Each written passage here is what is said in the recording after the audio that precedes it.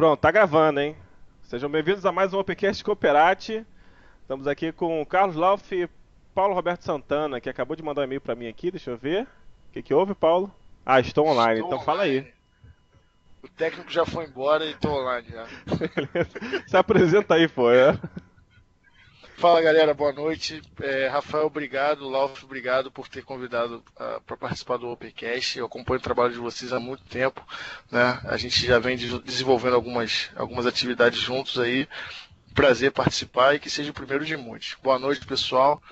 Que o nosso Opencast seja bem interessante aí para todos. Valeu. E o Lauf? É isso aí, pessoal. Boa noite para todo mundo que está aí prestigiando o nosso Opencast. Paulo, nosso ilustre convidado. Também, Paulo, espero que esse seja o primeiro de muitos e muitos Opencasts que a gente faça aí. Opa! Preencher a planilha do... É isso aí, velho. Precisamos preencher a planilha, né? Então vamos lá. Eu explano logo, não tem essa não. É isso aí, temos que contribuir com a comunidade. Vamos lá. Seguinte, ó, então, como é que é a parada? Como é que é a parada? Rafael vai explicar fala. aí como é que é Explica aí, então. o esquema do Opencast. Tá, então eu vou digitando Rafael, aqui, faça você as fala honras aí. Ah, então beleza, o Rafael vai digitando lá enquanto eu vou falando. Bom, o Opencast, como o próprio nome diz, né, é um espaço que a gente abre aqui sem um assunto pré-definido. O assunto, na verdade, é definido aqui na hora. A gente tem alguns assuntos em pauta, né? Não sei se vocês estão conseguindo ouvir esse som ao fundo. Se vocês estiverem ouvindo ou não. Enfim, o Samuel que está aqui dando o pitaco dele, chorando. Bom, então a gente vai definir aí uns assuntos que o Rafael está nesse momento colocando aí em votação para vocês e a gente vai discutir a respeito daquilo que vocês escolherem.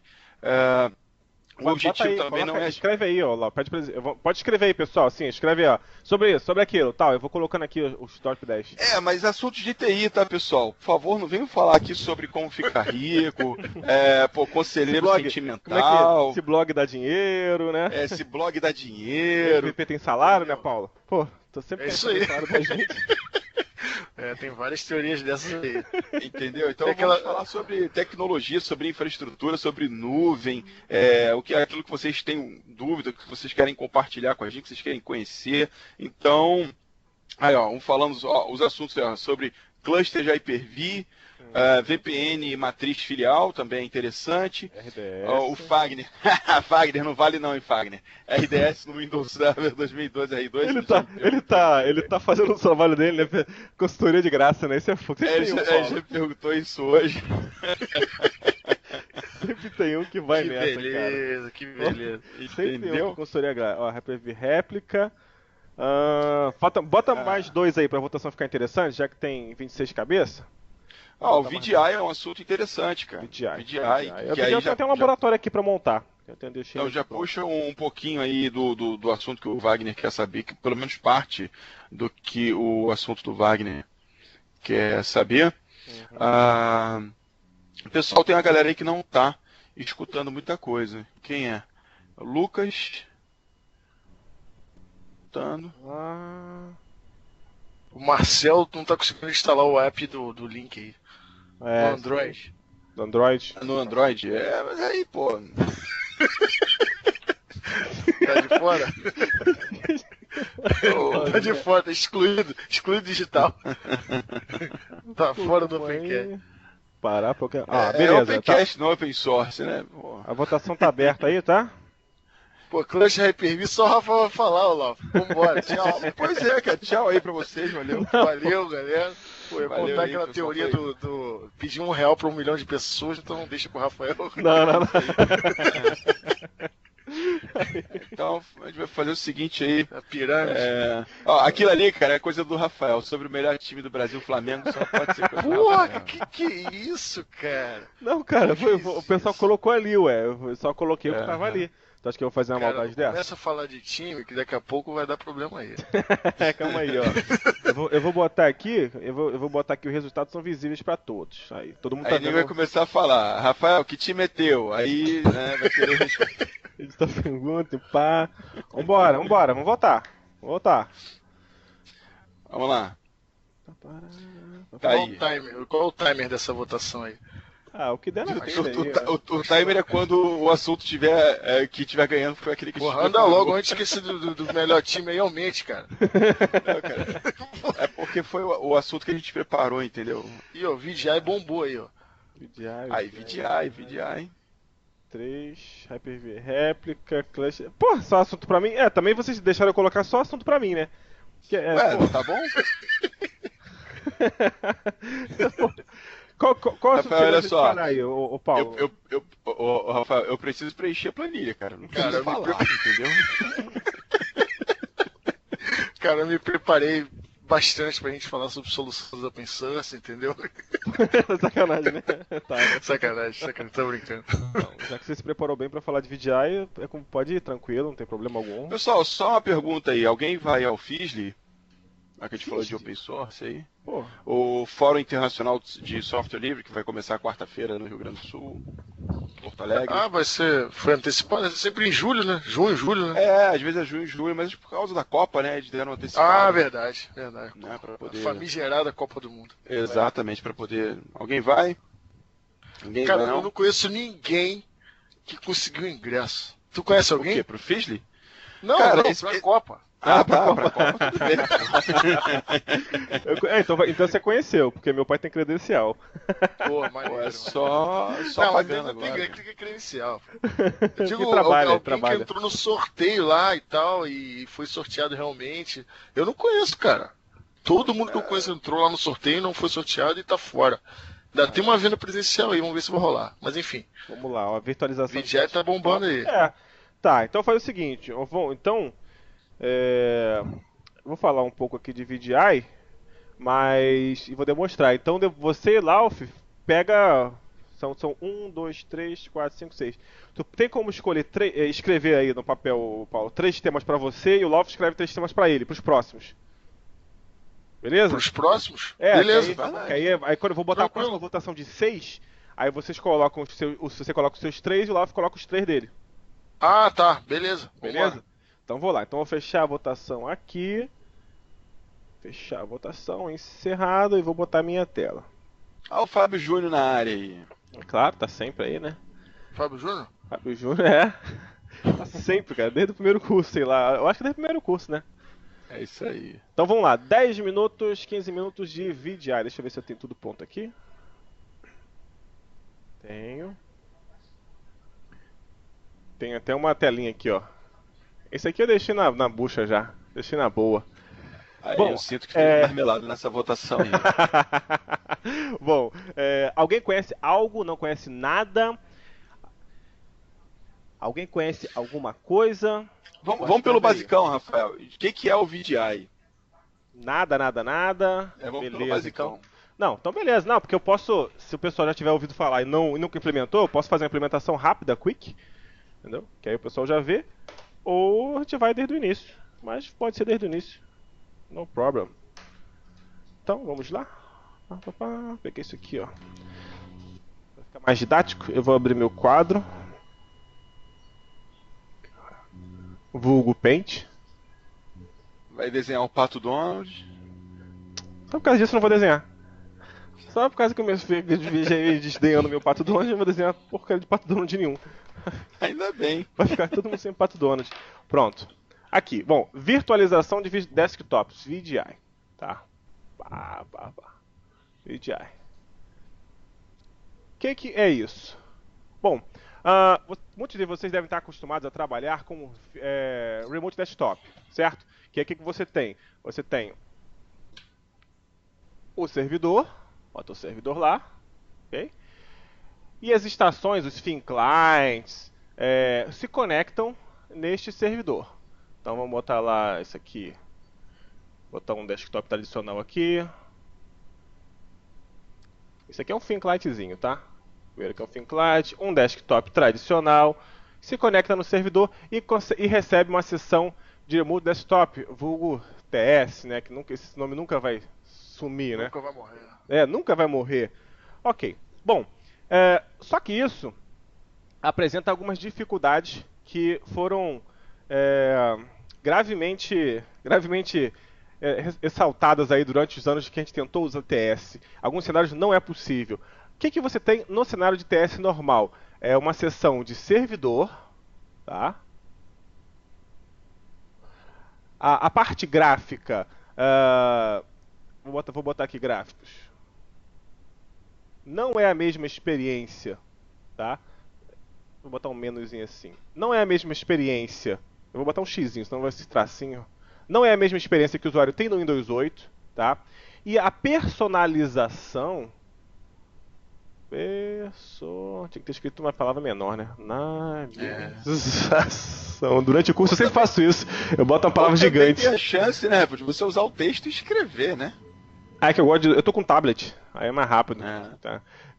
Ou seja, não é a mesma experiência que o usuário tem do desktop dele. Então existe muita resistência, tá? Existe muita resistência. Okay? Bom, aí começaram a história do VDI, tá? O VDI não é um produto Microsoft, não é uma solução única, tá? É uma tecnologia e vários concorrentes oferecem, tá? O mais famoso é o da Citrix, que inclusive complementa o VDI do Microsoft em alguns pontos, tá? Bom, tem esses pontos aqui, vou deixar aqui no cantinho. E vou botar outros pontos que o VDI pode trazer para você e vou desenhar já uma solução de VDI. Vou botar aqui, ó. No VDI, o que acontece? Tem o seu servidor, tá? As estações do usuário são máquinas virtuais no seu ambiente, tá? No seu ambiente, no seu data center e tal, tá? Os usuários, vou botar aqui um usuário. Ih, rapaz, esse usuário. Eles se conectam ao seu servidor. De acordo com o login, eles conseguem uma sessão em uma máquina virtual. O que você ganha com isso? Centralização.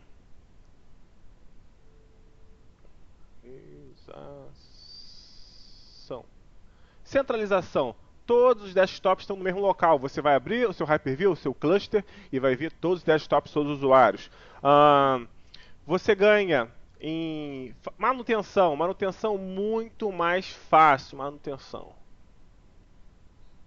muito mais facilitada, porque você evita problema de hardware, você evita problema na camada de isolamento de rede, que eu vou desenhar logo ali daqui a pouquinho. Você pode aplicar patch, e essa manutenção ainda fica aprimorada com a automatização. Aqui eu não vou escrever tudo, né? Ou seja, essas imagens aqui que os usuários se conectam, que são máquinas virtuais, no TS ele recebe uma sessão, tá? No VDI ele recebe uma máquina virtual, é dele. Ele pode botar, se quiser, a foto do filho dele no fundo de tela, ele pode escutar a música, botar um vídeo, ou seja, obviamente você pode trabalhar por GPO e controlar ainda mais, porém é uma sessão dele, é uma coisa pessoal, ele vê a máquina dele, tá? E você pode automatizar a implementação, por exemplo, eu vou contratar 50 pessoas, elas vão se conectar através de qualquer dispositivo, que seja ThinkLight, notebook, macOS. Agora tem um suporte aprimorado para tablet, suporte aprimorado para iPad, iPhone, enfim, vários devices, e ele vai se conectar no ambiente dele. Então eu quero 50 imagens novas. Eu quero que essas 50 imagens já venham, por exemplo, com Office, com Adobe Reader, eu quero que venha com o software da minha empresa, sem problema algum. Saíram, apaga tudo, ok? E o mais legal de tudo, toda essa parte do VDI, tá? Ele, por exemplo, vamos dizer que tem 10 usuários trabalhando, tem duas formas de trabalhar com VDI. Máquinas virtuais em pool, coleções de máquinas virtuais, ou máquinas virtuais privadas. Privada é sempre do mesmo cara, então o cara tem uma máquina virtual. Pool é uma coleção de máquinas virtuais padronizadas, tá? Por setores, enfim, o que você tiver. Aqui está o pool. Vou botar o pool aqui, ó. Pá. Ok? O que você tiver. Isso aqui você padroniza. E legal de tudo, o usuário deslogou, você não quer que as personalizações dele fiquem ali, ele apaga a máquina virtual, zera ela e volta, deixa prontinha. Tem 20 usuários trabalhando? Tem 20 VMs ligadas. Agora só tem 10 trabalhando, ele vai desligar as outras 10. Ou seja, é um ambiente dinâmico e estável, controlado, tá? Não estou vendo as perguntas não, tá, Alfa? Mas se você puder achar uma pergunta interessante aí, pode me interromper, tá? Não, tem várias aqui. Vamos só responder aqui algumas dúvidas de conceito. Natan, ele fez aqui a pergunta a respeito do boot do cliente de VDI, né? Então a gente sabe que um cliente de VDI, é até interessante você falar isso também, que o VDI é até uma forma de você recuperar um hardware velho na tua empresa aí, que de repente não teria capacidade de rodar uma versão mais nova do sistema operacional, poderia utilizar aquele cara ali com Windows... Não, tem o Windows Thin Client também. O Windows To Go, a solução oficial é o To Go agora. Certo. A pergunta que ele está fazendo é a seguinte: é possível fazer um boot desse cliente VDI via pendrive? Aí a gente já sabe que o Windows To Go ele nativamente é através de pendrive. Pode fazer por rede, pode fazer por PXE. PXE, é isso aí, PXE. Você pode fazer por PXE. Você não precisa necessariamente ter um HD. Respondido aí, Natan? Beleza. O Marco Antônio perguntou ali se o Multipoint Server, né, no 2012, né, o Windows 2012 Multipoint Server, se ele entra no VDI. O que você quer dizer, Michael? Se ele hospeda o VDI ou se ele pode ser um desktop virtualizado? Aí é que não deu para entender a tua pergunta. Não, isso enquanto ele reformula ali. O Multipoint é uma coisa à parte. O Multipoint, ele divide realmente a máquina, entendeu? Ele faz, tipo, tem um software famoso que faz Between.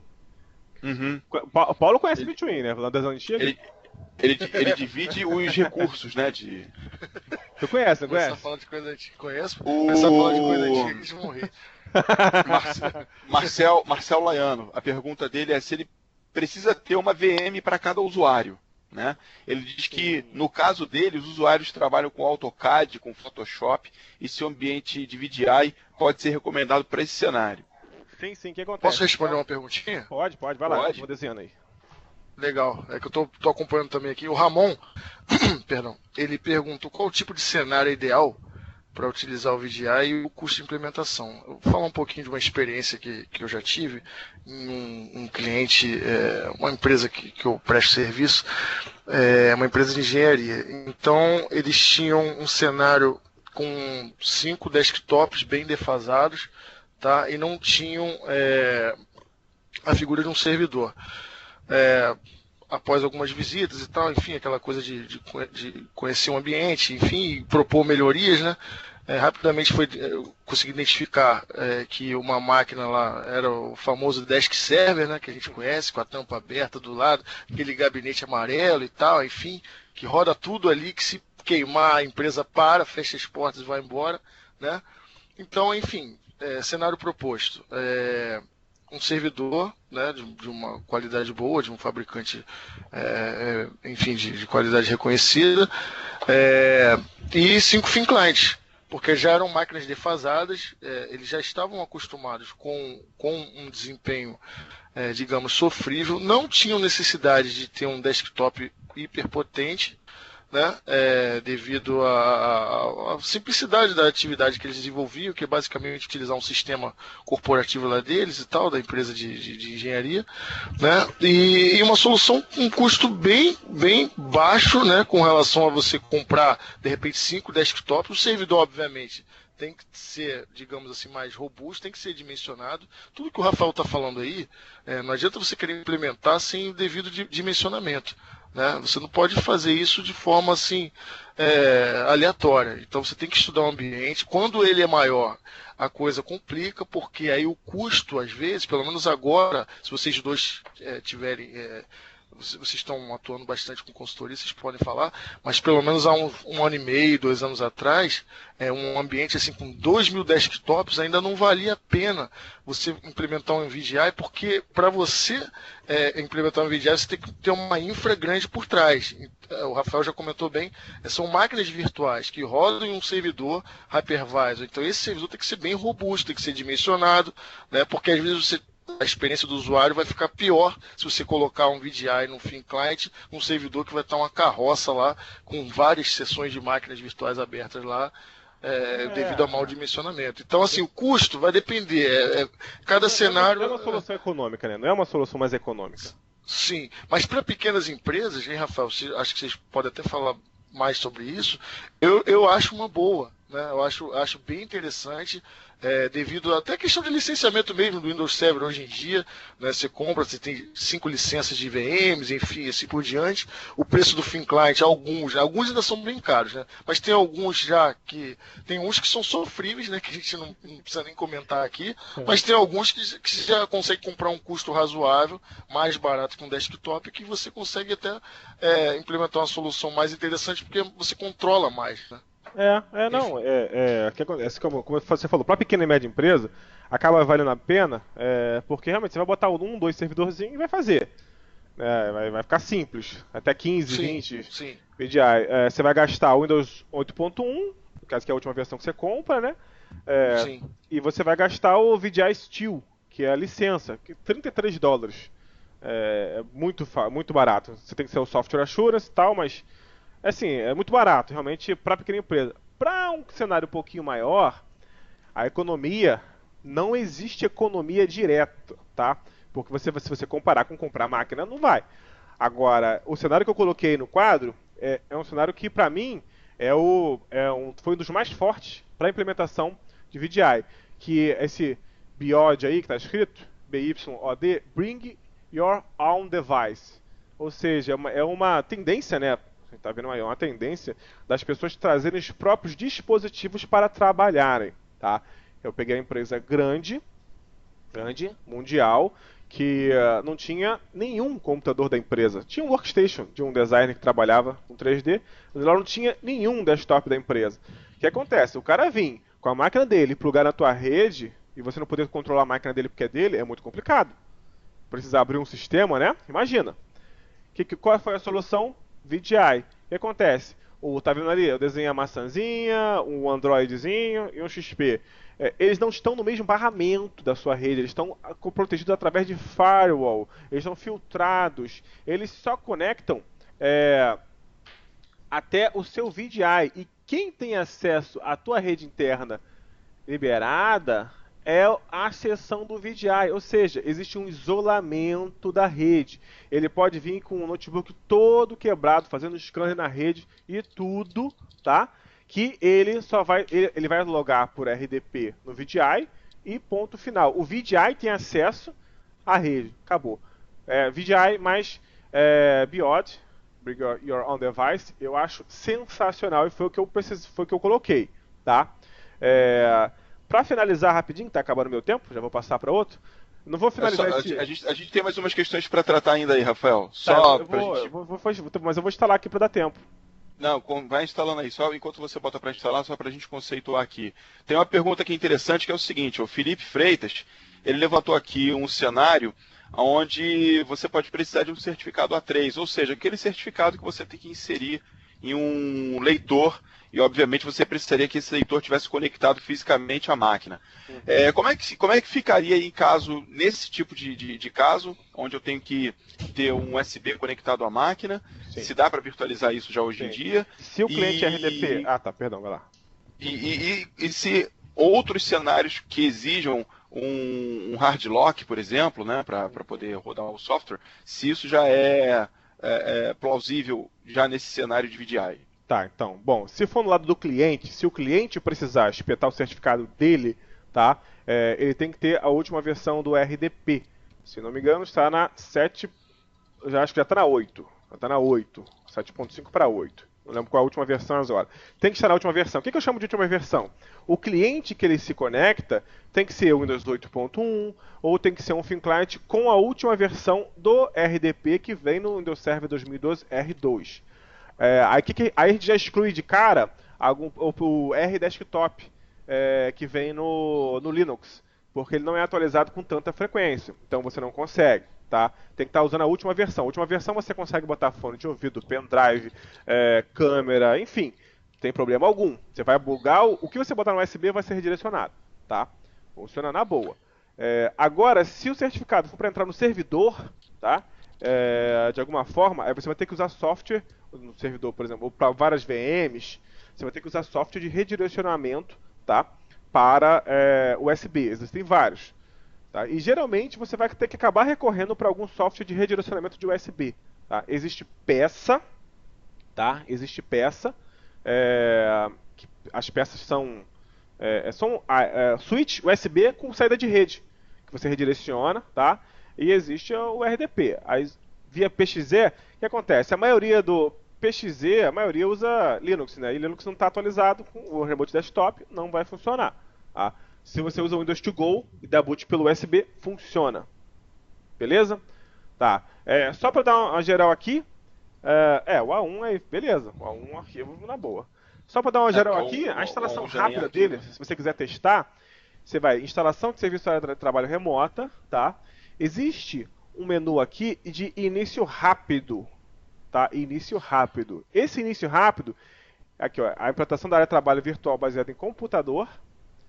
Tem que fazer parte do domínio, né? Sim, parte do domínio. Esse é que eu tô saltando essas etapas mais triviais. Tem que fazer parte assim, do domínio. Porque é importante lembrar isso aí, porque às vezes o cara ele tem aquela visão do RDS 2008, que ele simplesmente podia instalar a função de RDS. Não é assim. Hoje o servidor tem que fazer parte de um domínio, senão você não consegue avançar nessa instalação. Tudo tem que ter domínio hoje em dia, por enquanto, né? Se Deus quiser, o cluster não vai precisar até o final do ano. Vamos ver, né? Eu tô torcendo, tô na torcida pra não precisar de domínio, mas vamos ver. Eu vou ligar pro Simon Perryman agora pra saber como é que é essa história. Não, porque pra pequena e média empresa, né, seria legal o cluster em si não precisar de um domínio, mas vamos lá. Servidor do domínio, como o Lau falou, o servidor está sendo gerenciado através desse Server Manager. Adicionou o servidor aqui e pronto. É pronto mesmo, tá? Ele vai fazer tudo. Nessa implantação rápida, ele vai pegar o seu servidor, que tem que suportar o Hyper-V, ele vai criar uma placa de rede virtual, ele vai, se tiver alguma demanda aqui para reinicialização, alguma coisa, ele vai reclamar agora. Ele vai criar o modelo de máquina virtual em cima de alguma máquina virtual que tiver no servidor. Ele vai fazer todo um moldezinho para você começar a testar, tá? Importante, é para testes, não é para colocar isso em produção, tá? Aqui está pedindo um local para o disco virtual. Posso criar aqui aqui no dados. Vou criar aqui no C2 pontos dele mesmo. Nova, pasta. VHDs. Pronto. Ah, tá, ele está pedindo disco virtual modelo. Disco virtual modelo, eu tenho aqui. Google Files. Público, perdão. Documentos públicos. Eu acho que eu tenho um aqui. Ah, não tem. Eu tenho discos virtuais. Aqui, eu tenho esse VHD modelo aqui, tá? Esse no caso esse aqui não vou conseguir completar porque o disco não está lá. O que acontece? Mas deixa eu só botar naquela tela ali. Quero só deixar na tela. Ele não vai nem deixar na tela. Não tem problema. Ah, tá aqui, beleza. O que acontece? A partir desse modelo aqui, eu tenho que ter esse VHDX no meu servidor, tá? E ele vai fazer. Assim que você copiar esse VHDX para lá, para o servidor, que é uma outra máquina, não é essa mesma máquina que eu estou fazendo, o que ele vai fazer? Vai configurar o VDI, tá? Que é composto de acesso web, ele vai fazer o broker, que é o connection broker, que é o centralizador de acesso, e o servidor de Hyper-V. São três componentes básicos do VDI, tá? Broker, servidor de Hyper-V e acesso web, tá? Botei o modelo lá, cliquei, ele vai botar tudo em um, tá? Ele vai botar a plaquinha de rede, ele vai configurar o servidor web, o portal web e vai configurar a primeira coleção das máquinas virtuais, tá? Eu posso daqui a pouco deixar fazendo aqui, isso demora um tempão porque está fazendo tudo em um, tá? No final do webcast a gente volta. Recomendo, testem, façam isso. Só precisa de uma máquina com 2012, R2, nada mais, tá? Você vai conseguir testar. O notebook que eu estou fazendo, eu vou deixar fazendo aqui, ele tem 4 GB de RAM, tá? É um i5, padrãozão, inclusive que estava naquele projeto lá, tá aqui na minha mesa, padrãozão, provando que qualquer máquina pode ser utilizada para fazer os testes de VDI. Ok? Então eu vou encerrar aqui e agora vou passar outra votação. Alguém tem mais alguma dúvida aí sobre isso?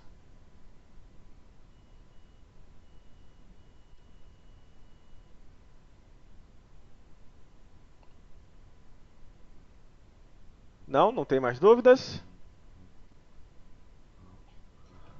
Acho que não, acho que o Então, pessoal beleza. aí. Então, vou botar a segunda votação aqui. Segunda votação. Segunda votação.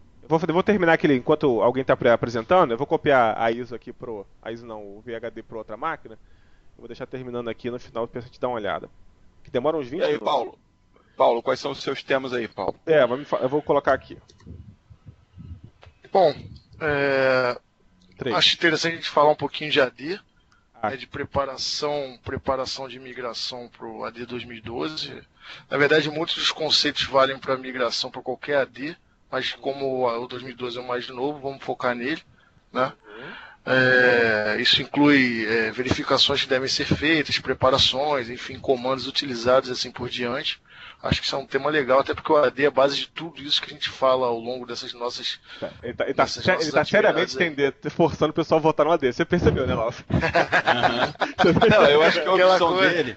Eu acho que as três opções dele falou: vamos falar de AD. A gente pode falar também dos serviços de domínio do Active isso. Directory. Opa. E nós também podemos falar sobre domínio. Fala Né? outro aí, pô. Fala outro aí. Fala mais dois aí, mais dois. Não, vamos ver, deixa eu ver. Cara. Aquela coisa, né? Entrei 10h29, cheguei em casa 10h20, enfim. Fala três aí, teu Isso Lauf. não é mentira, não. Ó, é que não tem vídeo. Tô com a roupa do trabalho, né? Cheguei ainda há pouco. Mas... Cara, o meu eu gostei. A gente pode falar aí sobre. Falar um pouquinho mais sobre o Bring Your Own Device, né? Falar um pouquinho sobre as caras. Isso aí eu já estou até adiantando aqui, né, um assunto que a gente vai tratar depois de forma mais aprofundada lá no evento. A gente pode falar um pouquinho sobre exatamente o uso corporativo, né, que está mais facilitado hoje do teu próprio dispositivo dentro da empresa. Quais são os recursos que hoje a gente tem aí à nossa mão para poder utilizar os nossos próprios dispositivos. Enfim, já dei o tema para vocês e vocês podem escolher qualquer um desde que seja esse. Calma aí. Ó, eu vou botar um aqui para quebrar. Ah, tá. Aqui. Vai quebrar? Eu vou botar um aqui que vai quebrar vocês. Tô com o Lauf. Certificado? Tô contigo, Lauf. O certificado tranquilo. O que vocês escolherem aí? Aí. Beleza, O que vocês estão com vocês o cenário escolherem, pronto aí? Paulo fala. O que vocês escolherem, Paulo fala. É isso aí. Vocês estão com o cenário aí pronto? Por mim tá tranquilo. De DNSSEC, não. Não, mas eu posso montar um cenário aqui na hora. DNSSEC é sacanagem, né? Desenhada. Não, pode mandar DNSSEC se quiser falar sobre. Pode mandar. Vamos lá. E quem vai falar aí? Paulo. Para o ímpar. Para Qual eu foi o ganho tema e aí? você perde, hein? Qual foi o tema? Calma aí, tá rolando ainda. Por enquanto, deploy de... faz sim. Por enquanto, deploy de aplicativo por GPO. Isso é moleza, né? Isso, conheço a ferramentinha que faz isso, moleza. Deploy de aplicativo por GPO. Ih, mas tem migração de AD, tá com 8. Ih, empatou. Vou votar aqui só para o Paulo poder falar. Eu botei ali só... Vou preparar o teu aí, né, cara? Caraca, só tem amigo. Famoso fogo amigo. É isso aí. Aí, Active Directory, migração para Windows Server 2012. Alguém mais? Ih, já ganhou. Pô, tá no meio de setup aqui do Windows, cara. Da VM aqui, pô. Cara, ganhou. Então, vamos lá. Vocês têm tela, não tem tela para compartilhar? Cara, por enquanto ainda não tem tela não. Tá em processo aqui. Falando aí. Tá, então vou deixar minha tela aqui enquanto você não tem, só para ficar o fundo bonito aí. Manda bala. Migração. Beleza. E aí, o que seria ideal para que tem um AD com Windows Server 2000, SP4, quero migrar para 2012 R2. NT. Quero ter NT. Opa! NT Service Pack 6, aí, ó. Já era dele, Opa. né? Maneiro. Isso existe, hein, galera? Eu sei. Não pense que vocês podem encontrar com isso por aqui, com esse Frankenstein aí, hein? Tem um livrinho meu, até o Rafael brinca aí, tem um livro, eu vou mandar sortear, hein, Rafael? O livro de NTSP6? Vocês vão ver só. Bom, vamos lá, galera. Falando sério agora. Apesar dos dois aí ficarem me sacaneando que eu tô puxando a sardinha pra minha brasa, mas sem dúvida alguma, falar de Active Directory nunca é demais, né? É a base de todos os serviços Microsoft. O que a gente mais encontra por aí é ambiente de AD mal dimensionado, aquela coisa de foi instalado e está funcionando, ninguém mexe. E às vezes a gente encontra esse tipo de cenário em empresas grandes, tá? Não é só. Em pequenas muitas vezes nem tem, né? Na maioria das vezes nem tem. E em grandes, normalmente, o que a gente encontra, por mais que tenha equipe de TI, entre aspas, especializada, muitas das vezes as pessoas não dão a devida atenção ao AD e tal, e uma série de erros básicos acabam acontecendo. Focando um pouquinho em migração, o Rafael até brincou, migração de AD 2000, enfim, para 2012, né? Primeiro que você não vai conseguir ir direto porque a máquina não vai suportar, né? Então os seus servidores não vão suportar com certeza, né? Mas vamos focar um pouquinho mais em tecnologias mais novas. Vamos simular um ambiente com 2008, né, R2 e preparação para migração para o 2012. Antes de mais nada, você tem que documentar o seu ambiente, né, documentar de uma forma que... vamos focar aqui em imaginar empresas relativamente de médias para grandes, tá? Empresa pequena ou não tem, ou tem aquele servidor que você vai fazer o sinal da cruz antes de começar a instalar e vai fazer um in place em cima dele mesmo, né? Que às vezes não tem máquina para fazer, enfim. Vamos imaginar um cenário aí que tem pelo menos uma empresa com mais de um site do AD e assim por diante, tá? E com filiais e tudo mais. Então, é interessante fazer a documentação do ambiente, verificar a parte de sites e serviços, quantos sites a empresa tem, se as subnets estão realmente associadas a cada site de forma correta. A gente ainda encontra erros básicos de, por exemplo, o cara está com a estação de trabalho dele no Rio de Janeiro, aí ele chega para... Pô, Paulo, o que está acontecendo? A minha estação de trabalho está logando no servidor de São Paulo. Né? Isso é um erro básico, que é a questão de associação de subnets e tal, né?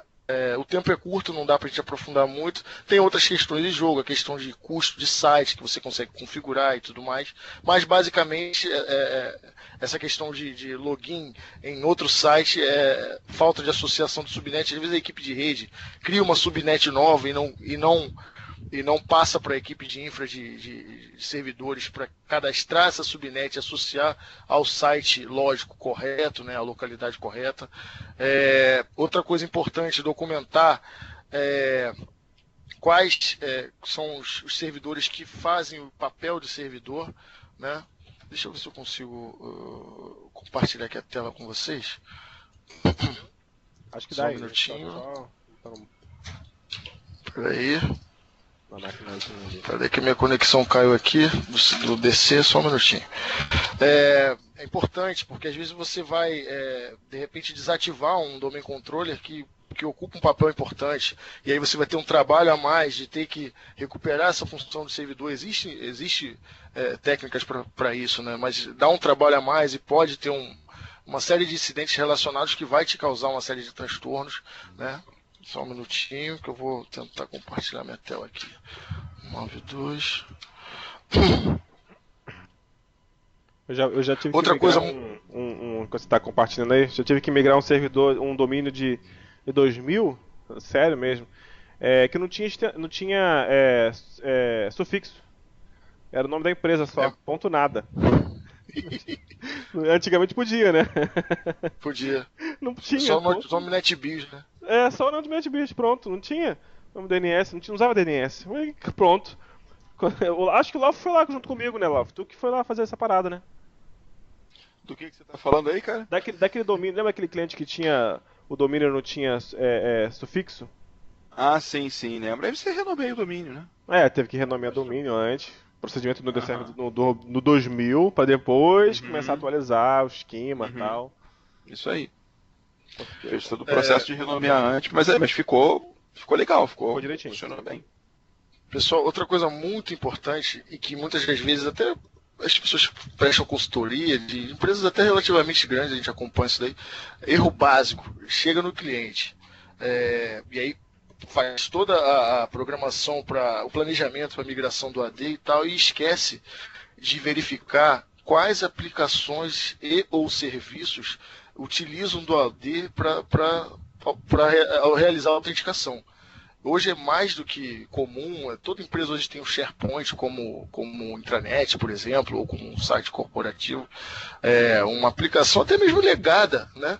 E que faz autenticação no AD. E às vezes essa aplicação legada, ela em vez de estar configurado lá o FQDN do domínio, né, com sufixo, como o Rafael falou, tá lá o nome do servidor, domain controller, que justamente é aquele que você vai desativar. Né? E aí você desativa ele para a aplicação, e aí às vezes você, sem documentação prévia, né, que é o mais comum, né? Apesar de hoje em dia existirem uma série de ferramentas para fazer isso para a gente, eu costumo dizer, quem acompanha minhas aulas, palestras e tal, nós somos muito preguiçosos, né, com relação à documentação, mas hoje em dia, né, 2014, tem tanta ferramenta que faz isso para a gente, né, tanto comando, scripts e assim por diante, e até mesmo uma rápida pesquisa você acha esse tipo de coisa na internet, então não tem mais a razão de ser não ter documentação, por mínima que seja, né? Então fica aí um puxãozinho de orelha para todo mundo aqui, inclusive, né? Muito rápido, né? Gera uma documentação mínima interessantíssima, né? Pois é, o inventário exatamente, inclusive com aplicações instaladas em cada máquina, né? E, cara, ótimo, Rafael, foi muito bom você ter falado. O MAP, muita gente não conhece, cara. Não é possível, muita gente de né? infraestrutura não conhece o MAP e presta serviço de consultoria para pequena e média empresa e não conhece. Uma ferramenta essencial, né, gratuita, né, que faz o inventário do teu ambiente com as devidas credenciais, você sem necessidade de agentless. Né, você não tem necessidade de agente instalado nas máquinas, ele faz o inventário, inclusive trazendo os softwares e tal, e aí você é muito utilizado para questões de licenciamento, né? Quando vai fazer um SAN, né? Vai fazer um levantamento de licença. Isso aí, justamente. Legal, muito bom, Rafael. Deixa eu ver, como é que eu compartilho aqui a tela? Eu já estou com a minha tela aqui. O técnico já saiu daí? Chama ele de volta. Deixa eu ver aqui. Deixa eu procurar aqui. É um símbolo de iniciar meu vídeo? Não, pô. É um símbolo de... tá, achei, garoto. Pera aí. Enquanto tá ali, ó, tô instalando aqui o bagulhete lá. Apresentar programas, deixa eu ver, escolher a janela certa, né? Ih, janela é meio zoado, hein? Fica zoado? É melhor a tela inteira? É melhor a tela inteira, se puder, tá? Se não puder, não. Se tiver alguma coisa aberta aí, secreta aí. Pera aí. Vamos lá. Tá vendo aí? Calma, apareceu nada ainda não. Opa, trocou. Foi aí? Calma aí, carregando. Carregando. Aí, aparecendo. Foi? G Magazine, né? Entrou aí? Aí, apareceu. Apareceu? Legal. Entrou aí, cara. Beleza. Beleza, eu preciso saber quais servidores estão executando os papéis de servidor, os papéis do AD, né? Então, comandinho básico, Show. todo mundo já deve conhecer, Netdom, excelente. Query, FSMO. Aí esse comando e aqui eu vejo, isso, se ele rodar, opa, legal. E aqui eu vejo quais servidores estão exercendo, nesse caso é um domínio com um domínio controller só, que legal. Dá pra dar zoom aí, tá, pessoal? Quem tiver com a tela pequena, tem no cantinho direito tem um botão de zoom, tá? Tá pequeno. Eu posso dar um full screen no RDP também, eu não conectei full screen, de repente fica melhor, né? A gente consegue dar o zoom aqui, tem um cantinho direito aqui que você pode dar zoom, sim, tranquilo. Legal. Esse comandinho, ele mostra pra gente quais os servidores do AD, os domain controllers, que estão exercendo os papéis de servidor. Isso é muito importante na hora de fazer qualquer tipo de migração, até para poder fazer a transferência devida no momento que você estiver fazendo esse processo de migração, e aí não acontecer de você desativar, dar um demote num domain controller aí que por acaso exerça um papel desse. Ah, Paulo, como é que eu faço? Perdi, já era? Não, você tem uma técnica de seize, né? Que aqui eu não vou conseguir fazer, que eu estou com um domain controller só, mas digamos que você desative esse servidor 02, que não está listado aí, mas que supostamente existiria, tá? E aí ele exerce um papel de servidor desses aí. Eu consigo fazer um processo chamado SASE, né, que eu consigo disponibilizar essa função de novo para que eu consiga, a partir de um outro, pegar essa função e fazer com que esse outro servidor exerça e aí o seu domínio volte a funcionar plenamente. Legal. Outra coisa muito importante que a gente precisa saber é a questão do nível funcional, né? No meu caso aqui, como eu falei, até peço perdão para vocês, eu não tinha preparado nada previamente. Eu estou numa máquina 2012 aqui, prévia, que eu já tinha, né, de um laboratório meu, e ela já está com 2012 R2, tá? Mas digamos que seja aqui um 2003 ou um 2008 R2, tá? Eu preciso saber que nível funcional esse domínio existe. Para que eu preciso saber disso? O que é o nível funcional? Eu tenho... A cada atualização que a Microsoft faz de sistema operacional, e obviamente de AD também, atributos novos, recursos novos são incluídos no Active Directory, né? E para fazer com que esses atributos eles possam ser utilizados, esses recursos possam ser utilizados de forma plena, eu preciso garantir que todos os meus domain controllers estejam no mesmo nível de funcionalidade. Então, muito comum a gente encontrar por aí um domínio totalmente heterogêneo. Um domain controller com 2003, um outro com 2008, outro com 2008 R2, né? E eu só consigo chegar no último nível de funcionalidade, no último nível funcional, se eu conseguir migrar todos os servidores para a última versão, né? E aí eu vou dar o comando dizendo, olha, o domínio agora pode funcionar como, por exemplo, o 2008 R2 ou o 2012 R2, porque todos os meus domain controllers estão nesse último nível. Eu tenho ainda um domain controller defasado, um 2003 ou um 2008. Eu consigo elevar para o último nível? Não, somente quando eu despromover esse domain controller defasado, eu consigo fazer isso. Um exemplo claro, que a gente acompanhou muito na época do 2008, questão da lixeira do AD.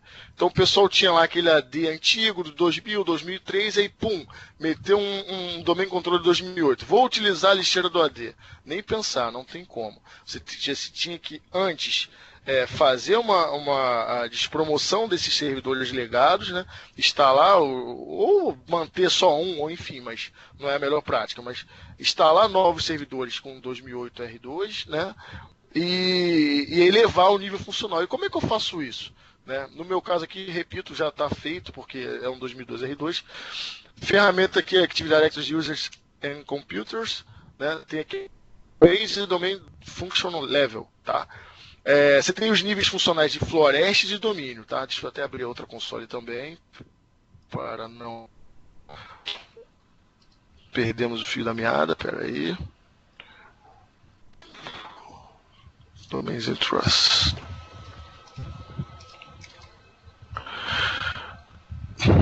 No meu caso aqui, como eu tenho um domínio, a floresta, eu não tenho outros domínios, então não vai ser necessário. Mas caso eu tivesse mais domínios, filhos, enfim, eu teria que fazer primeiro a nível de domínio, né, e depois a nível de floresta.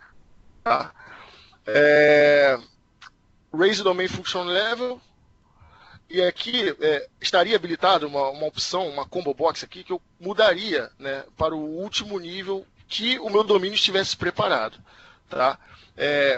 Como que isso acontece? Não é só eu também migrar os servidores. Existe um processo de preparação do domínio e da floresta, que você instala novos binários no seu AD prévio, né? E se a gente pegar um AD instalar ele do zero, 2012 R2, essa preparação não vai ser necessária, tá?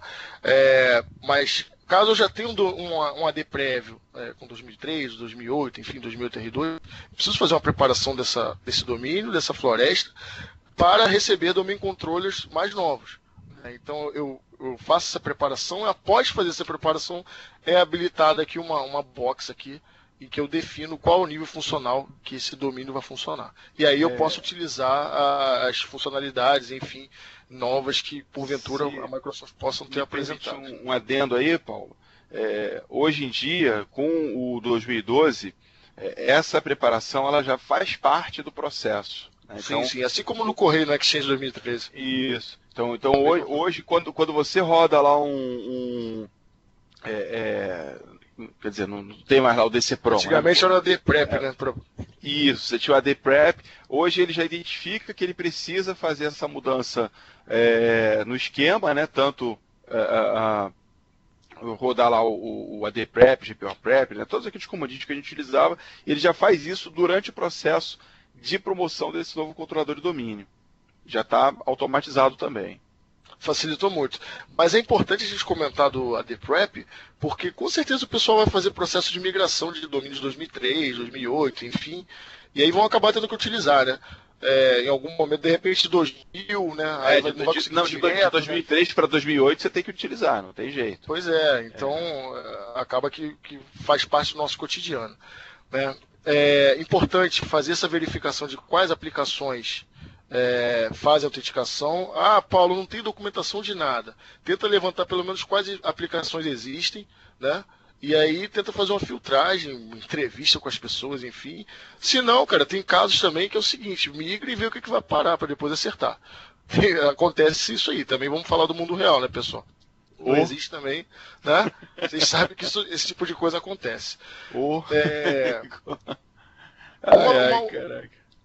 Uma outra dica interessante também, é importante, antes de fazer qualquer tipo de migração, de movimentação do AD, é verificar como anda a saúde desse AD. Se você for trabalhar numa empresa que tiver contrato Premier e tal, enfim, empresas grandes, aí você vai ter acesso a ferramentas como o AD Wrap, onde você tem, na verdade, é um conjunto de scripts que a Microsoft junta numa console, né, e ele faz a verificação da saúde e te apresenta um relatório no final para você atuar em cima.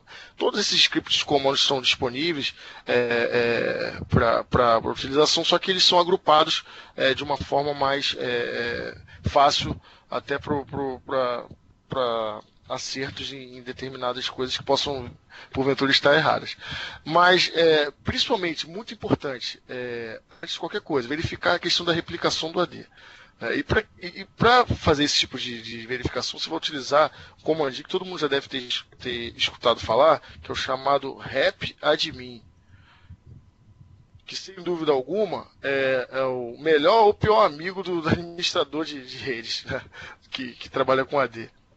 O repadmin, com ele eu consigo, por exemplo, forçar a replicação para todo o domínio, né? Consigo verificar o status de replicação a partir de um domain controller para os demais, especificar, de repente, a verificação a partir de algum domain controller específico, consigo verificar o tempo de replicação, se algum domain controller está offline, se está tendo algum tipo de problema de replicação, porque muitas das vezes você não percebe, né? Volta àquela questão que eu falei no início, meu tempo já deve estar até acabando. Rafael, vai me avisando aí. Pode deixar. Volta àquela questão do início. Muitas vezes o AD está lá funcionando, ninguém mexe, só mexe para criar usuário. E olhe lá quando criar uma GPO, né? Também tem isso. Quantas vezes você chega em cliente e nenhuma GPO, nem que seja para colocar um papel de parede, tem, né? Mas enfim. Então, muitas vezes você tem problema de replicação e não sabe. Tem sysvol que não está replicando e não sabe, né? Tem, por exemplo, casos de AD com tempo de replicação altíssimo. Aí você vai ver o sysvol tem, sei lá, 1 GB, 2 GB, porque o cara armazena dados ali para compartilhar entre os domain controllers, sincronizar, né? Utiliza de uma forma errada o sysvol. Enfim, repadmin, para verificação da saúde do AD. Vou mostrar aqui as suítes dele. São as que eu acho mais legais, tá? SyncAll, tá? Quero forçar uma replicação proveniente de um domain controller que porventura eu tenha feito alguma modificação naquele momento, criei uma subnet do domain controller específico. Rodo um repadmin /SyncAll e forço a replicação. Então vamos. Aqui é um domain controller só, mas só vou rodar para vocês verem. Ok, finalizou sem erros e tal. Se você tiver uma série de domain controllers em N sites, vai levar um pouquinho mais de tempo, tá? devido ao delta de replicação. Legal. Outro switch bem legal que eu acho é o RPL Summary, tá? Que ele mostra de forma, como o próprio descrição aí da switch, de forma rápida e concisa, um sumário aí do estado da replicação e da saúde da floresta aí do seu domínio. Vamos rodar aqui só para vocês verem a visualização dele. Mas aqui, como tem um domínio controle só, ele não mostra. Mas se tivesse outros, ele mostraria aqui a origem, o destino, o tempo, se tem falha, se houver erros, quantos erros, né? Se houver erros, aí você vai ter que passar a trabalhar com o Event Viewer para tentar descobrir o que pode estar acontecendo. Ah, Paulo, consigo replicar o AD só pelo RapidMe? Não. Você pode utilizar também os sites em service. Espera aí, está fechado. Novamente, peço perdão, só tem um domain controller, então não vai dar para simular muito aí para vocês. Cadê nosso amigo? Abriu. Legal. Aqui também tem o site default, tá tudo defaultzão, tá, galera? Digamos que eu tivesse mais domain controllers no meu ambiente, né? Aí eu avançaria aqui e eu teria aqui os parceiros de replicação desse domain controller. Botão direito e mandaria replicar. Tá? É que aqui eu não tenho mais domain controllers e eu não consigo demonstrar isso para vocês. Mas eu, através dessa ferramenta, eu também quero replicar o domain controller A com o domain controller X. Eu, a partir aqui do site em service, eu consigo fazer. Ou pelo RapidMe. Pode fechar. Legal. Tá, Paulo? Tá, legal. Só para finalizar, outra suíte legal do RapidMe, o Show RPL, tá? Ele faz uma demonstração dos parceiros de replicação desse seu domain controller, e se houver algum tipo de falha ele vai te dizer, tá? Então aqui não deu para mostrar, mas enfim, fica aí algumas dicas. RapidMe, o NetDom, tem um muito legal que não tem no 2012, que é o SCHUPGR, tá? Que é para você verificar a versão do esquema do AD, tá? Isso é muito importante também. O AD, o esquema tem uma versão, né? Agora me foge aqui os números, o Lauf, se tiver de cabeça, tá? Acho que tá na 50, sei lá. Você sabe, Lauf, de cabeça? Eu não lembro de cabeça. Aqui eu consigo visualizar qual é o nível funcional do meu domínio, tá? Esse nível funcional é associado a uma versão de esquema. Que por alguma razão, de repente, ou para fins de documentação, você pode ser necessário saber, tá? Mas sabendo a versão do nível funcional, você automaticamente se corre na documentação da Microsoft que você vê a versão do esquema, tá? Então fica aí algumas dicas básicas.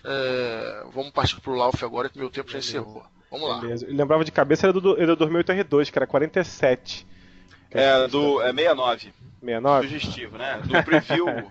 Do preview, do 2012 preview era 69. Agora eu não sei no oficial. Deixa eu ver aqui, vou editar a segunda votação aqui. Vamos em frente. Calma aí, que eu tenho que editar a votação. Calma aí. Como é que eu edito? Ah, tá. Vou editar aqui. Então vamos tirar a votação. Muito bem, Paulo explicou muito bem. Flávio, quer botar algum outro tema?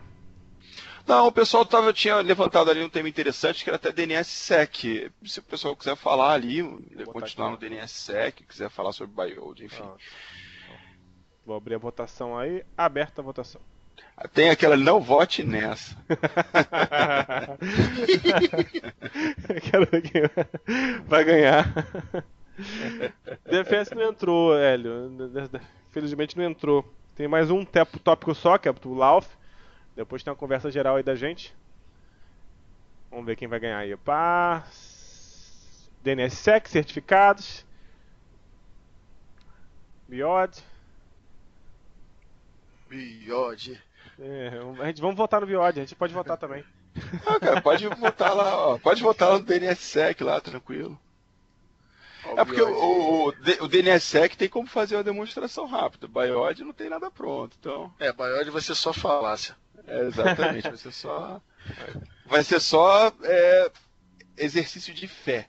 Eu vou falar e vocês vão acreditar. É isso. Aí, pessoal, vamos ter, cara. Depois no final a gente faz um overview de BIOD rápido. Tem alguns números legais, tem alguns números legais que eu gostaria de compartilhar. Aí, Lau. Eu tô com uma mega apresentação aqui de Baioli, mas isso aí o pessoal que vai lá no evento vai assistir, né? É verdade. Então o pessoal lá vai assistir. Bom, pessoal, vou fazer o seguinte. Deixa eu compartilhar aqui a minha tela, pode ser? O evento é que... Qual evento vocês vão estar? É o Infraday. É do Clube do Bolinha. Sacanagem. Eu vou estar viajando, Sem comentários, hein? Não, eu vou estar viajando, eu vou estar no TechEd. Não vou poder nem participar. Nem prestigiar vocês. Rapaz, olha só, não precisa me prestigiar não. Me empresta o pendrive para eu demonstrar o Windows to Go. Eu levo o tempo, eu tenho. Se precisar. Falando, cara, tem MVP também, né? Cara, o Paulo, enquanto o Lau está preparando, lá no MVP Summit ano passado, me deram aquele USB, aquele pendrive da Iron Key, da Imation, de 32 GB, que ele é homologado para o Windows to Go. Você sabe qual é? Sei qual é. Custa $170. O cara me deu, assim, um monte, assim, toma aqui, terminou a palestra. Sabe aquela palestra que você bota pra preencher a agenda? eu tô sentado lá lendo e-mail, aí termina a palestra e vejo uma fila. Como bom brasileiro, entrei na fila. Claro! Quando eu vejo a caixa... Esse é de quantos gigas? 32 GB é HD, ele reconhece como HD. Então eu posso falar sistema normal, direto, ele não reconhece como pendrive. Maneiro. Então, até dar uma dica pro pessoal, não sei se vocês conhecem, enquanto o Lauf tá preparando, o programa STEP da Microsoft. Conhece, Rafael? Não, eu já ouvi falar, mas nunca... É um programa, ele é aberto, né? Ele é de incentivo como é que eu vou dizer, né? Adoção, a evangelização, né, de produtos desktop da Microsoft. Windows 8... SCCM eles consideram como um produto desktop, enfim. E aí as pessoas podem se associar a esse programa STEP, né, e tem uma série de vantagens de auxílio a apresentações, até subsídio financeiro mesmo. E através desse programa STEP, eu recebi também um Ultimate, um DT Ultimate da Kingston, 32 GB também. Que maravilha, vai todo mundo entrar amanhã nesse programa aí. Sério, vou catar o link aqui e vou botar aí agora. Vou botar aí. Show de bola. Eu tenho um Kingston desse aqui, queimou, cara. Agora ele é apoio do meu notebook. Queimou, cara.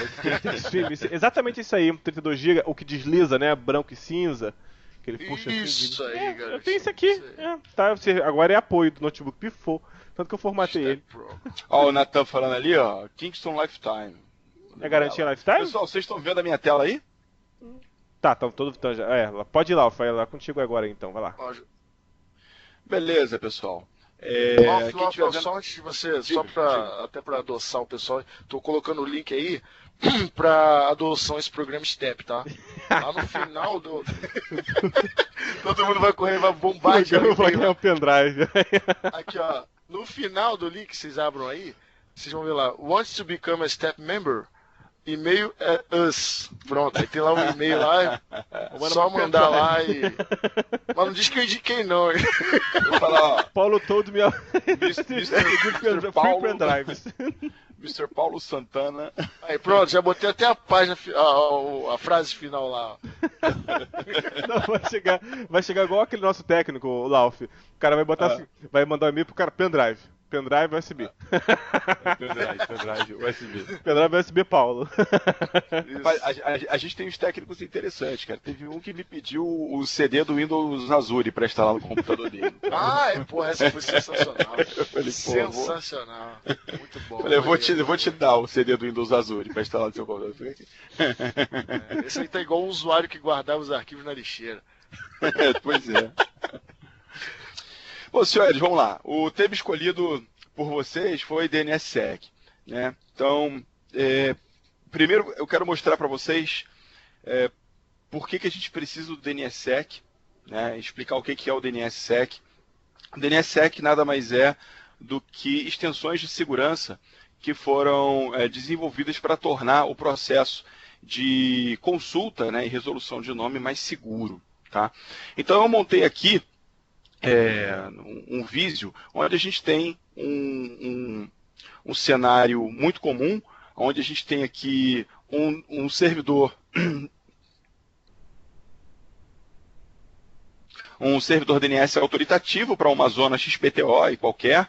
Eu tenho um servidor que é meramente um servidor DNS cache, e eu tenho um cliente que faz o papel de um resolvedor DNS. Em uma consulta normal, como é que aconteceria? Vamos supor que esse meu servidor DNS cache fosse o meu servidor primário, né, do meu resolvedor DNS aqui. Então eu quero resolver um determinado host que é resolvido por esse DNS autoritativo.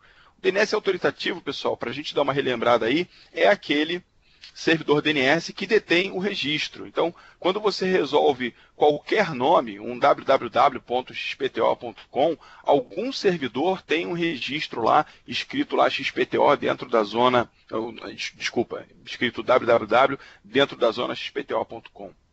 E esse cara quem responde com autoridade, né, as consultas recursivas de outros DNS, as consultas interativas de outros DNS.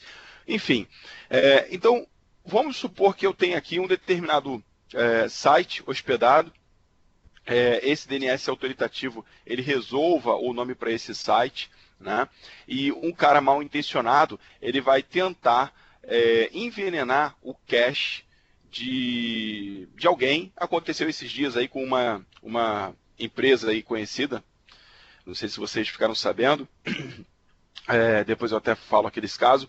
Quando você envenena o cache, na verdade o que eu vou fazer é manipular o cache desse servidor, dizendo que o IP para onde ele deveria apontar não é de fato o IP do servidor que detém aquele serviço, mas sim qualquer outra máquina que eu queira executar o meu site para fazer phishing, ou com qualquer outra má intenção. Então, basicamente, o que o usuário mal intencionado pode fazer? Ele jamais pode chegar aqui no DNS autoritativo e envenenar o cache dele, porque não tem como. Tá? Um DNS autoritativo é o DNS que detém o registro. Então, se o DNS autoritativo diz que www aponta para um determinado servidor, eu não tenho como fazer o DNS autoritativo falar o contrário. Não tem como. Tá? Mas quando eu quero resolver o nome através do meu cliente aqui, do meu resolvedor DNS, consultando um DNS intermediário, não é esse DNS aqui que resolve o nome www.xpto.com. Ele vai consultar quem resolve. E aí é que mora o grande perigo. Porque uma vez que eu consulto quem resolve, né? Ou seja, não sou eu quem resolve necessariamente, um usuário mal intencionado ele pode poluir o cache desse servidor secundário. Eu não sei, pessoal, se vocês estão conseguindo acompanhar o movimento do meu mouse aí, demonstrando em que ponto da infraestrutura eu estou citando. Tá? Então, quando eu enveneno esse cache aqui, dizendo que em vez de ele apontar para um servidor real, ele vai apontar para um servidor hostil, o que vai acontecer? O meu servidor DNS o meu resolvedor DNS vai fazer uma consulta a esse servidor que está poluído, tá? E esse servidor ele vai entregar o endereço IP de um servidor hostil. E aí está feita toda a bagunça. Tá? Então o usuário mal intencionado ele tem dois pontos que ele pode atacar. Servidores DNS intermediários, ou seja, nunca o servidor DNS autoritativo, ou o próprio cache do resolvedor DNS. Você sabe que quando você resolve o nome, esse nome ele tem o tempo padrão, né, normalmente configurado, de 1 hora de vida ali no teu cache. Né? Então esse usuário mal intencionado ele vai atacar esses dois pontos. Beleza, como é que eu consigo fazer com que esse processo não ocorra, com que esse envenenamento de cache não ocorra? Aí é que entra o DNSSEC. O DNSSEC ele apresenta novos registros, né, que são registros de assinatura de chave, que eles criam mesmo uma assinatura que comprova a identidade de um registro. Tá? Vamos pegar aqui na prática. Eu vou abrir aqui um DNS, que seria um DNS autoritativo. Eu tenho aqui uma zona de pesquisa direta, eu tenho aqui um servidor aqui, infob.msft, tenho alguns registros que já estão criados. Eu vou criar aqui uma outra zona e vou chamar, só para não bagunçar a minha zona, tá, pessoal? Eu vou criar aqui uma zona e vou chamar essa zona. Bem interessante esse termo.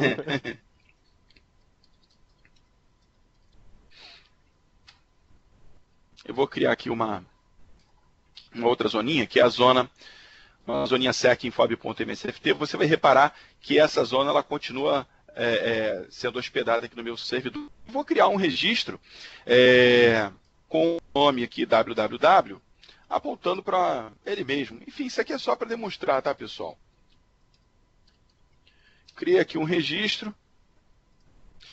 E como você pode perceber, esse registro aqui é um registro completamente desprotegido, né? O que eu quero dizer com isso? Quando eu digo aqui que www.sec.infob.msft aponta para esse endereço IP, no próximo servidor DNS aqui, que armazenar essa informação em cache, eu posso poluir esse cache aqui e dizer que não aponta mais para o servidor que eu determinei, que ele vai apontar para um servidor hostil, tá? Quando a gente faz a implantação do DNSSEC, que hoje em dia é extremamente simples de se fazer no Windows Server 2012, você vai reparar que vão existir aqui uma série de outros registros. Vou mostrar como é que faz isso aqui na prática. Ó. Eu cliquei com o botão direito aqui em cima da zona que eu quero proteger e eu vou mandar assinar a zona. Aqui não tem segredo, não requer prática nem tampouco habilidade. Você pode utilizar aqui a personalização dos parâmetros de assinatura de zona ou usar umas configurações padrão. Eu vou pegar aqui a configuração padrão e depois eu vou mostrar o que a gente poderia personalizar. Tá? Você simplesmente avança e ele manda assinar a zona. Eu vou dar aqui uma atualizada e olha só a quantidade de registros que apareceram ali. Bem diferente, né? Reparem que eu não fiz nada demais, eu só mandei assinar a zona com o padrão e apareceram alguns registros diferentes. Eu tenho aqui agora um tipo de registro, que é o registro de assinatura de registro, né? Que é um DNS Key, ok? Eu tenho aqui os registros NSEC3. Na grande prática, o que vai acontecer com a consulta é o seguinte: o cara ele vai consultar aqui o registro www, ele vai receber a resposta para onde aquele www aponta. Só que ele só vai confiar nessa resposta se esse registro de assinatura também existir para o mesmo registro www. Então eu tenho aqui o www apontando a resposta que eu tenho que ter naturalmente, que é o IP para onde eu vou apontar, e eu tenho um outro registro que assina, ou seja, que garante que esse registro aqui www é confiável. Dessa forma, o que muda no meu cenário? Quando eu tenho um DNS autoritativo aqui, esse DNS autoritativo resolveu o nome www para o meu cache, e se o cara tentar poluir esse cache aqui, ele não vai conseguir. Exatamente porque ele não vai saber qual é o algoritmo de assinatura que foi utilizado para aquele registro. Mas para que isso funcione na vida real, os DNS cache, eles têm que conter o que nós chamamos de âncoras de confiança. Então, essas âncoras de confiança, elas são exportadas, né, para que você possa importar a partir desse servidor DNS. E também é um processo extremamente simples. Eu vou abrir aqui o System32 DNS para que vocês vejam onde está esse arquivo que eu estou falando para vocês. Pessoal, vocês podem falar, tá? Podem perguntar. Não podem falar não porque eu bloqueei o áudio, mas podem digitar. Vocês podem perguntar. Passei batido lá do DNS. Aqui. DNS. E vocês vão reparar que eu tenho aqui uma chave, né, que é a minha chave key7. Tá? Então, essa chave key7 é a chave que eu vou exportar para outros servidores DNS para que eles possam confiar na minha resolução de nome. Tá? E o processo também é simples. Normalmente você envia essa chave aqui para alguém e o outro servidor DNS importa essa chave. Só para facilitar aqui o nosso meio de campo, tá? Mandando o arquivo para um lado e para o outro, não façam isso em casa, por gentileza. Eu só vou compartilhar essa minha pasta. Ok? Estou compartilhando a minha pasta DNS ali. Aqui no meu server 1. E eu tenho um outro servidor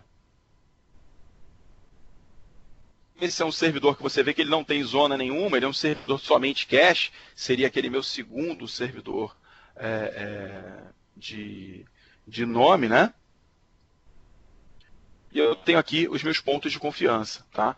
Esses meus pontos de confiança eu simplesmente importo aquele arquivo DNSKey. E aí eu digo qual é o arquivo que eu quero importar. No meu caso, como eu já compartilhei uma pasta, só para mostrar para vocês como é que ficaria isso. Está aqui o meu keyset. E é simples, ó. Meu ponto de confiança está aqui. Você vai reparar o nome do meu domínio. Vai reparar que eu tenho as minhas chaves de criptografia. Está usando aqui o padrão SH256. Então isso aqui já é suficiente para que os meus dois DNS eles sejam confiáveis, né? Em termos de poder confiar na assinatura do outro servidor DNS. Ok? Então o procedimento aqui é extremamente simples. Se você fizer esse pequeno laboratório que eu fiz aqui, que você viu que não é difícil, é extremamente simples, você pode pegar depois o seu próprio, uma máquina cliente e fazer a resolução de nome utilizando o PowerShell com o Name Resolution, e você vai ver que a assinatura ela é opcional, tá? Mas em princípio todo cliente já é capaz de entender DNSSEC, tá? O Windows 7 é um DNSSEC, ele já entende DNSSEC, né? O DNSSEC Compliance, o Windows 8 principalmente, então você não vai ter problema com resolução de nome. Bom, pessoal, vi que o texto estava pipocando aí, mas eu estou olhando para outra tela, não estou olhando para a tela da reunião. Tem alguma pergunta aí? Alguma coisa aí que vocês queiram passar para mim? Eu me enrolei que tem dois Lucas aqui, eles perguntaram, né? Aplicação. Agora eu me confundi mesmo. Acho que o Paulo, não sei se o Paulo pegou aí, qual perguntou o quê? o Lucas Fernandes, ele quer saber. Na verdade, eu também, eu achei que ele estava perguntando, porque ele perguntou assim: DNS indicado para qualquer tipo de ambiente? Aí o Rafael até botou interrogação. Não, acho que é o DNSSEC, né? Que ele quis de repente. Isso, é verdade. Tal. Então o Lucas Fernandes quer saber isso, se o DNSSEC é indicado para qualquer tipo de cliente. E aí o outro Lucas fez outra pergunta. Vamos lá, vamos responder aqui o Lucas. Tudo depende do quão sensível é a informação que esse teu servidor vai proteger. Vamos lá, vamos supor que o teu servidor seja um servidor de uma aplicação bancária, né? Não seria interessante que esse teu servidor pudesse resolver nomes apontando para um servidor de phishing. Então, se esse servidor para qual você vai ter o nome resolvido, né, pode te trazer prejuízo, ou ele vai representar um servidor que tem informações importantes sobre o teu ambiente, aí é muito mais do que interessante que você tenha o DNSSEC implantado. Só dar um adendo, Lauf. Diga. Já trabalhei em lugares em que aplicações disponibilizadas para o mundo externo também eram acessadas pelo ambiente interno corporativo da empresa. Então era necessário uma manobra, né, de criação de uma zona, entre aspas, fake, né, onde você cria uma zona no teu DNS interno com o nome de resolução, na verdade, externo, só que você aponta para os servidores internos para que as suas estações não necessitem ir na internet e voltar para acessar uma coisa que está interna. Você está disponibilizando fora, mas está interno, está numa DMZ. Enfim. Isso, tecnicamente, a gente chama de DNS split, né? Isso, então. Ou split brain, tem vários nomes técnicos. Então, nesse tipo de cenário, também pode ser interessante utilizar, porque se alguém fizer essa questão do main demid, ou enfim, de alterar o DNS, pode criar um samba do criador. Daqui a pouco o pessoal interno da empresa está tentando acessar um recurso que está interno também, indo lá fora para outro lugar, enfim, e aí pode ser uma brecha enorme de segurança, né? Exato. Aqui tem umas questões interessantes. A cada vez que você assina uma zona, tá, é criado um algoritmo de criptografia, né? como eu falei para vocês, a gente pegou ali as opções rápidas, vamos dizer assim, né, para a gente criar uma opção mais... criar um laboratório mais rápido aqui, mas você pode personalizar o tamanho da chave. Quanto maior a chave, maior a segurança, mas em compensação, maior também a capacidade de processamento ali em relação à criptografia e descriptografia você vai exigir, né? E você remover a assinatura, vamos lá, eu não quero mais hospedar essa zona aqui, essa zona não faz mais parte do meu servidor DNS. Então você tem que tomar um cuidado de remover a assinatura dessa zona. O problema é que quando você assinar essa zona em um outro servidor, você vai ter que novamente exportar aquela chavezinha DNS Key, tá? Para os outros servidores.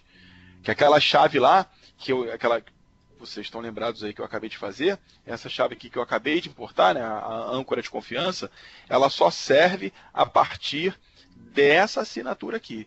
Se eu chegar aqui e fizer o seguinte, olha só como é simples, DNSSEC, vou mandar remover a assinatura da zona.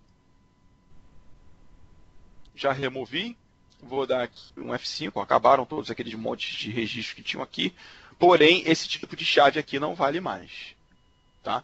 Então se eu mandar assinar essa zona em um outro servidor, eu vou novamente ter que importar essa minha chave, esses meus pontos de confiança aqui. Beleza, pessoal? Tô dentro do tempo aí, tranquilo? Ah, já acabou já. Já acabou? Não, show de bola. Acabou. Show de bola. Então, mano, acho que, fera, hein? Os 3 tópicos ficaram bem maneiros, né? Acho que Nos próximos eu preparo mais coisas. Não, mas ficou maneiro, assim. Na urgência, né? Na urgência ficou show de bola. Mas a ideia do negócio é assim mesmo, pegar de surpresa. Que, filho, só sabe falar assim quem sabe mesmo. Quem não sabe, não consegue. O cara que é bom, vai na hora. Eu vou falar 2 coisinhas rápidas aqui para finalizar, depois se vocês quiserem finalizar algo também. Primeiro é só o cenário do VDI que finalizou o assistente, tá? Só para mostrar como gerencia. Que você ganhou no Server Manager, você ganhou o serviço da área de trabalho remota. Aí tem esse novo assistente aqui, que eu posso trabalhar colocando, por exemplo, acesso via web, já está configurado. Posso botar um gateway, um servidor de licenciamento. Posso configurar a alta disponibilidade do todo o cenário. Enfim, e aqui está a minha coleção de máquinas virtuais, que eu só tenho uma no momento. Aí como é que acessa? Bom, acessa por Thin Client, acessa por Remote Desktop direto, apontando pro broker, que no caso é tudo a mesma máquina, um teste só, tá? E aqui tem o acesso web, né? Deixa eu copiar o endereço aqui. Tem que botar o certificado e tem um acesso web normal, tá aqui a estação VDI do usuário. Beleza? Só deixa a dica para vocês testarem aí. Foram 3 dicas bem simples e práticas para o pessoal testar, tá? Um assunto que eu queria levantar com vocês é isso aqui, ó, que todo mundo me pergunta, isso aqui, ó. Pá. Certificações Microsoft. Vai acabar as provas? Quais vão acabar? Perguntam muito para você, não pergunta? Ah, sempre rola, né? Pô, cara, entra no site Certificação Microsoft, clica aqui, ó, Retired Exams, tá? E você vai ver quais as provas já saíram e quais as provas vão sair. Então, não se preocupe, olha, os exames que estão agendados para serem terminados, retirados nos próximos 12 meses. Tá tudo aqui, tá vendo? Tá tudo aqui. Cadê Antigamente não tinha isso não. Oi? Não vi? Antigamente não tinha esse link aí não. Tinha que ficar olhando aquele blog lá, Born to Learn, lá pra ver. Tá tranquilão, cara. Aqui, não tem Windows Server listado aqui, tá vendo? Tem uma de Windows, a atualização do MCTP do Windows 7, tal. E quais as que já saíram do Windows Server? Tem aqui, tá? Por enquanto só saiu, se eu não me engano, ó, a 652, que era de virtualização, dançou, entendeu? Do Optimization Pack saiu também. Ou seja, as provas que não estão aqui não vão sair. Então não se preocupe, não precisa sair correndo atrás. Enfim, é uma dica que eu queria deixar. Vocês querem deixar alguma outra dica rápida de assunto geral? Bom, todo mundo já se cadastrou lá no STEP lá? Aliás, já solicitou o cadastramento? Não, você não tá falando. Fala aí, a dica do pendrive. O site pra ganhar é o pendrive. Olha só, não é só o pendrive não, tá? Tem outras coisas bem legais lá. Não, sério. Fala do programa. Eles na verdade, eles capacitam, né, profissionais para difusão, né, das tecnologias focadas em desktop. No momento agora o Windows 8.1, né, CCM, o Configuration Manager, Intune também, e eles concedem aos membros do programa packs com as palestras prontas já, enfim, materiais de preparação que não são disponibilizados teoricamente assim para o público em geral, enfim. E alguns brindes, assim como esse pendrive, que na verdade não é um brinde, é para utilização nessas apresentações, né? Uhum. Então, entre outras coisas, acho que vale a pena participar, é mais um canal aí junto à Microsoft, né? A gente sabe que a Microsoft às vezes tem programas que não se falam, né? Esse, por exemplo, é um programa que pouca gente conhece. Então, hein, Rafa, você conhece algumas pessoas, o Barata faz parte, o Ellerson, o Alexandre, algumas pessoas fazem parte aqui no Brasil. E, enfim, você se submete lá e começa a participar. Tá, beleza. Show. Eu tenho um voucher aqui pra sortear. Opa, eu ia perguntar se não tem um sorteio. Tô com um livro aqui de NT4 pra sortear. Tá com o livrinho aí? Sacanagem, brincadeira. Pô, essa hora da noite é piada dessa, piada infame. Livro de 84. Pior que ele tem mesmo. E pior que não sorteia. Não, se você quiserem Não, tá doido, cara. Olha só, o livro eu não quero não, mas eu preciso de uma mídia de NT4, tem aí? Tem. Não pra sorteio. Não. Eu preciso de uma ISO de NT4. Não, tranquilo, tem sim. Sabe off aí, a gente conversa aí. Você sabe como é que eu sorteio voucher, né? Vocês querem ver como é que eu sorteio voucher? O sorteio voucher no modo emocionante? Aí, ó, o voucher é sorteado assim. Quem for primeiro e pegar. Aí, pessoal, quem pegar o primeiro aí, ó, tá lá. Quem pegar o primeiro já foi. E aí? Quem pegar o primeiro já foi. Tem que copiar aquele QR Code. Tira print screen da foto aí. Copia o QR Code. Quem jogar o QR Code lá, já baixa o livro. Esse é o sorteio. O pessoal morre, né? Tiraram o print screen. Já tiraram o print screen. Vou tirar da tela. Pronto. É isso foi aí. Sorteado o voucher. E foi sorteado o voucher. Não, agora tem a segunda parte, né? Que é pegar um leitor de QR Code e copiar e fazer que nem um louco lá. Cara, exatamente. Aí, Paulo, eu fiz um voucher de 100% de um exame Microsoft. E aí? Eu botei na tela. Caraca, mas botou o voucher, né? Botei o voucher, botei o código do voucher. Pá! Tinha neguinho errando, catando teclado, eu só ouvi o barulho da tecla. Plac. O Preto abriu o site da Prometric. Teve gente que trocou o site da Prometric, errava a senha. Teve até um que comprou a prova e esqueceu de botar o voucher. Meu Deus! Pagou os 80 Sensacional. Muito bom. Essa é comédia. Então, cara, acho que é isso, né? Tá meia-noite já. Foi um papo show de bola, descontraído mesmo. Acho que. Muito legal. E os assuntos foram mais profundos, não foram assuntos superficiais, não. Eu achei que o pessoal ia botar assunto superficial. VDI, migração de AD e DNSSEC não são coisas que você vê todo dia, né? Não é assunto que você vai ali. Preparar os próximos, né? Pô, eu queria deixar a programação fixa. Tá? Legal. Eu tô aqui me convidando, né? Uma programação fixa, maneira, e a gente, toda semana, toda segunda, sei lá, a gente escolhe um dia e vamos botar fixo. Legal. Entendeu? Aí o pessoal chega. Por exemplo, hoje tinha o Rodrigo, que falou que ia participar. Mas, por exemplo, tem uns caras aqui que eu posso pescar, tipo, tem MVP de Hyper-V que ficou quietinho na dele aqui. Novato. Ele acha que ficou quietinho na dele. Entendeu? Eu posso jogar aqui pra cima e falar assim, fala aí, André, manda bala aí agora você. Não, mas tem que fazer mesmo, tem que pegar esses caras aí que ficam... quer ver? Vou pegar uns aqui, ó. O Fábio Júnior, um que já tá esperto pra levar uma lambada dessa na ideia. Não? Já chega aí, Fábio Júnior. Só subir chega aí, aí, Fábio Júnior. Só subir aí. Bota lá, o que ele vai cantar? Se botar o Jorge Pretel, ele vai ter assunto até amanhã, Lauf. Putz, não, Jorge não. Vai falar até amanhã. Maluco, 3 horas da manhã, aquele maldito daquele grupo Cooperate. do Cooperate que ele fez. Quem foi que fez esse grupo no, Foi o Rodrigo, no não, LinkedIn? No WhatsApp? No Zap. No WhatsApp. É. Caraca, 1 hora da manhã o negócio tá apitando. Eu falei, cara, que é isso, rapaz? Aí o tal do Jefferson aí batendo papo. Cara, por que vocês não falam entre vocês, seus condenados?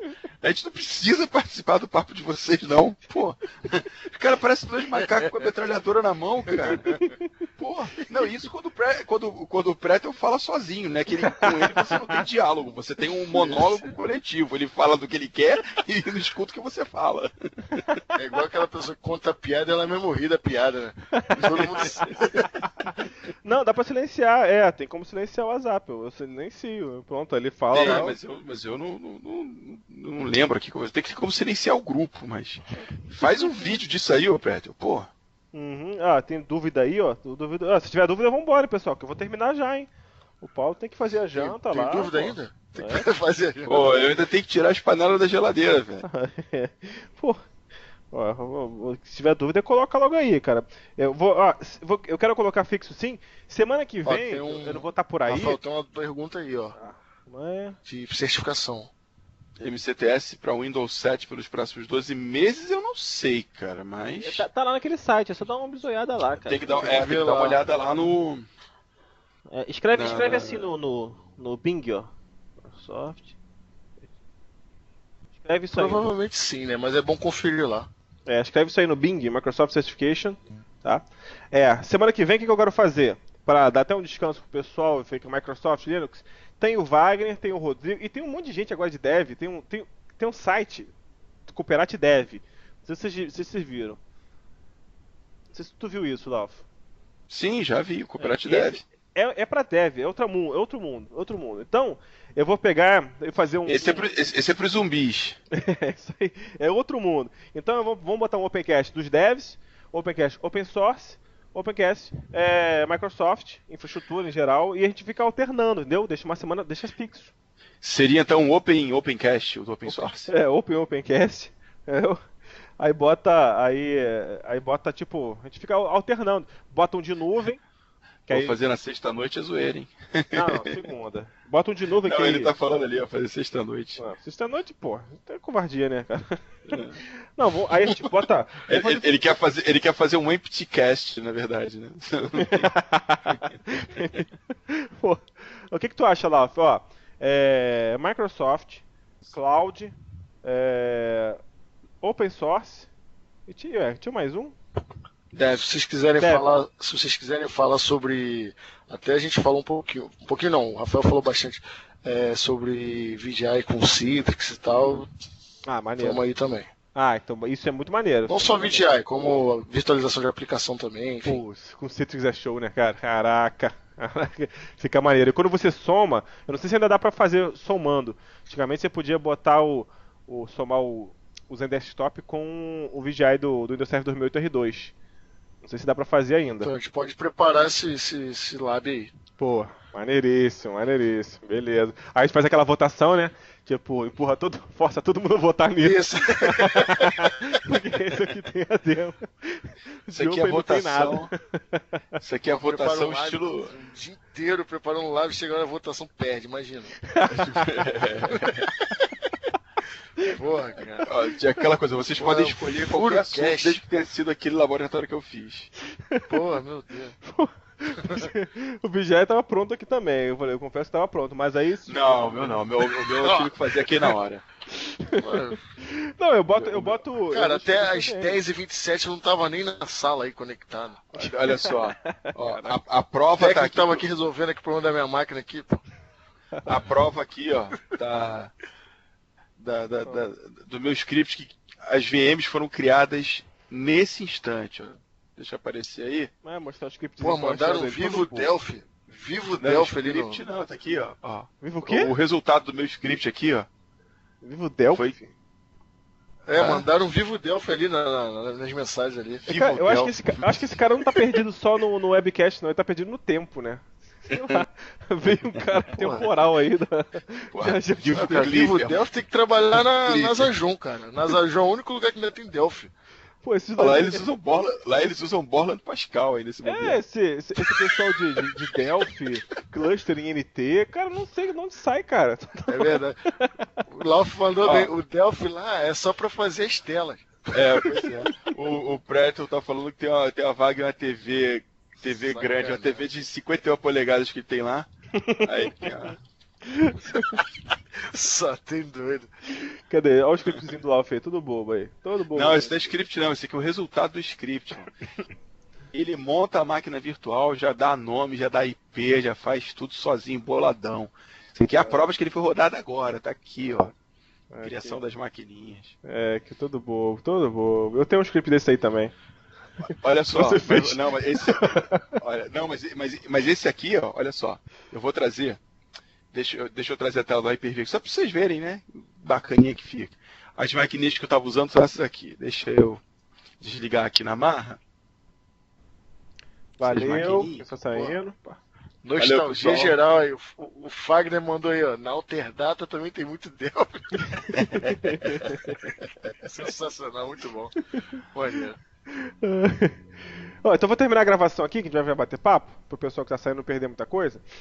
Terminar então, valeu, até mais.